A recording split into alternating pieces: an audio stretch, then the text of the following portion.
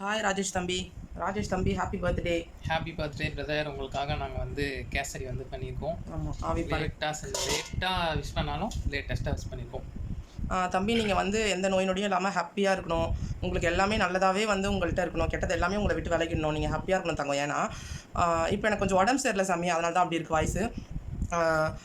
எப்படி சொல்கிறது, எங்களுக்கு எப்பயுமே நீங்கள் டாஸ்க் கொடுப்பீங்க, கிஃப்ட் கொடுப்பீங்க. இன்னொருத்தவங்க கொடுத்த டாஸ்க்கு அந்த தம்பி வந்து ஒரு மனஸ்தாபத்தில் வெளில போனாலும் நான் கொடுக்குறேன்னு சொல்லிட்டு அந்த நேரத்தில் நீங்கள் அவ்வளோ பெரிய கிஃப்ட் கொடுத்தீங்க எனக்கு.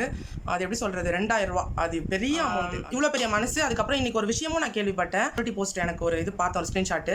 அதில் நீங்கள் வந்து ஒரு இந்த ஒய்டி ஃபேமிலியில் ஒரு தங்கச்சி அப்படின்னு சொல்லிட்டு அந்த தங்கச்சி உங்கள் மேலே பாசம் வச்சுருக்காங்க, நீங்கள் அந்த தங்கச்சி மேலே பாசம் வச்சுருக்கீங்க, அதாவது பூங்குழலி அப்படின்னு சொல்லிட்டு அந்த பாப்பாவுக்கு நீங்கள் வந்து கிஃப்ட் பண்ணியிருக்கீங்க. அதாவது உங்களோட பிறந்த நாளுக்கு அந்த தங்கச்சிக்கு நீங்கள் கிஃப்ட் பண்ணியிருக்கீங்க செயின் டாலரோட.